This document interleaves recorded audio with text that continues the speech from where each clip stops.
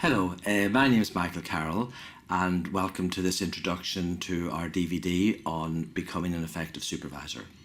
This was shot in Sydney in March 2012 with a group of 160 participants who did a 2-day course on becoming an effective supervisor. There were 8 sessions over the 2 days of an hour and a half each.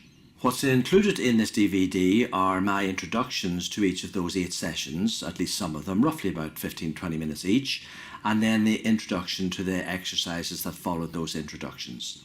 What's missing from this, obviously, is the group participation, the listening into what happened in those groups, and any of the feedback from them. You can use this DVD in several ways. You can use it as yourself or with a small group to listen into and even do the exercises. Either way, no matter how you use it, I think it's a good basis for a training in becoming an effective supervisor. If you have any feedback to us, do get in touch with us. The address is on the label of this DVD. In the meantime, I hope you enjoy watching.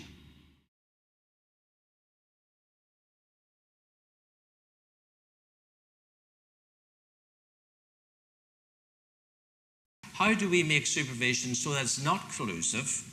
It becomes a vital learning place where people are stretched, challenged, and excited about their learning. How do we begin to use it so that it becomes a forum for learning? And throughout the next 2 days, I'm going to be boring you with how much I'm going to be making that word the center of supervision, learning. Supervision is for the learning of the supervisee, so that he or she can do their work more effectively and the client can get a better service. But for the learning of the supervisee. So all my supervision sessions end with the same boring way. What have you learned from the last hour with me? What have you learned from the last hour and a half with me? And now my supervisees know that so well, they're expecting it, and so they say, let me just think for a moment. And then they begin to reflect on what they've learned.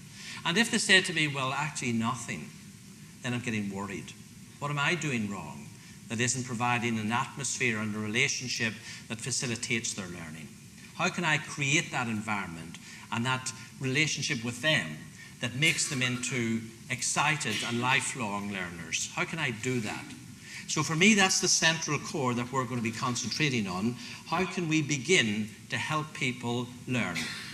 And of course, the method by which we're doing that is retrospective introspection. There's a good term for you now, isn't it? Retrospective. Retrospectively, you're thinking back on what you did. So supervision is you stop doing what you're doing. It's in the past now. Now you hold it up to the light to examine it. It's in the present. And you move into reflective mode. You go introspective. You begin to look at this in the past. And then you leave it and go into the future, go back to your work. So supervision is from the past, in the present, into the future. That's what you're trying to do as you supervise people. You're trying to set up a process by which they begin to look at their own behavior, their own experiences and practice, and use that practice as the jumping off for their learning. I think it was Kierkegaard once said, you live life forward and you understand it backwards. That's what supervision is. You live your practice forward. Now you begin to understand it as you reflect back on it, hold it up to the light and examine it. And my job is to be a facilitator of that process. So I facilitate people going into critical reflection on their work so that they can learn from it, be accountable for it, because the part of supervision has accountability for it, and then bring it back to the future, to the practice and the work they do. I'm a passionate believer in supervision. I've been doing it now for over 30 years, and I still find it one of the most exciting things I do. My one-to-one supervision, my small group supervision. I find it very interesting. But I also, in those 30 years, realized that bad supervision exists. Sometimes when I work in our prison service, and I do supervision training in our prison service, I say to the people on the training, if you were to define what a good supervisor is, what is a good supervisor? And with tongue-in-cheek, they often say, one that turns up.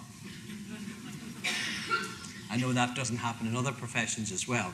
But it does give an indicator that bad supervision exists. And I'm hoping that these 2 days, if you're also in supervision, besides being a supervisor, will provide you with material to say, this supervision isn't suiting me. It's not giving me what I want.